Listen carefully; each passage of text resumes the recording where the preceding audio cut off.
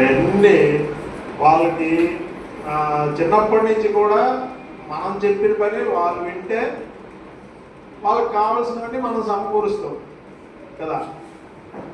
అలాగే దేవుడు చెప్పిన పని మనము వింటే దేవుడు మనకు కావాల్సినవన్నీ దేవుడు సమకూరుస్తాడు అన్నటువంటి యథార్థాన్ని ముందుగా మనం గ్రహించాలి.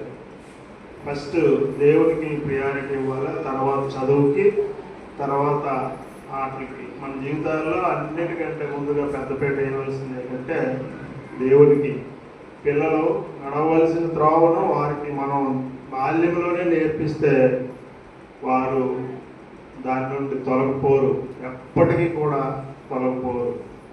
వాళ్ళ కంట ఆభరణాల వలె, బాసికం వలె, నెత్తిన బాసికం పెట్టుకుంటాం చూడండి, బాసికం వలె వాళ్ళు మన కంఠంలోనూ మనం వాటిని దేవుడు వాక్యం మనం ధరించుకోవాలి. ప్రతి సమయమందు ప్రతి చోట మనకి జ్ఞాపకం రావాలి. పడుకున్నప్పుడు, నిలిచినప్పుడు, లేచినప్పుడు, చదివినప్పుడు, నడిచినప్పుడు, అంటే అన్ని క్రియల్లోనూ కూడా దేవుడు వాక్యం గుర్తుండే విధంగా మనం పిల్లలు పెంచగలిగితే మనకి చాలా వాళ్ళ జీవితాలకు మనం మేలు చేసిన వాళ్ళం అవుతాం. ఇప్పుడు సమయం వచ్చింది కాబట్టి ఇప్పుడు చెప్పాల్సింది, నేను చాలా రోజుల నుంచి చెప్తున్నానండి. ఇప్పుడున్న యూత్ అందరు కూడా యూత్గా అయిపోయి పెద్దోళ్ళు అయిపోయి పెళ్ళిళ్ళు అయిపోయారు.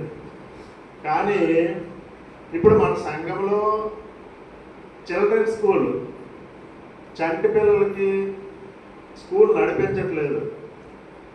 నడిపిస్తుంటే ఇప్పుడు 5-6 సంవత్సరాల నుంచి ఉన్నటువంటి పిల్లల్ని సండే స్కూల్ నడిపిస్తే ఆ పిల్లల్ని స్కూల్కి రప్పించి వాళ్ళు మన భవిష్యత్తు సంఘ సభ్యులుగా ఎదగడానికి అవకాశం ఉంటుంది.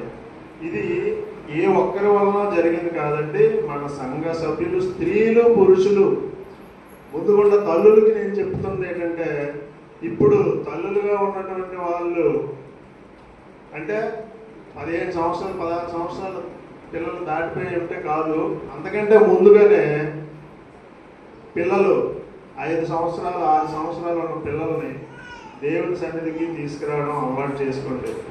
అది చాలా చాలా ప్రధానమైనటువంటి కార్యక్రమం. దీన్ని సండే స్కూల్ కార్యక్రమాన్ని స్వచ్ఛందంగా స్వయంగా నేను నడిపిస్తాను అన్నటువంటి ఎవరో ఒకరు బాధ్యత తీసుకోవాలి. ఈ బాధ్యత మేము కంపల్సరిగా సాగరు, మౌని, కావ్య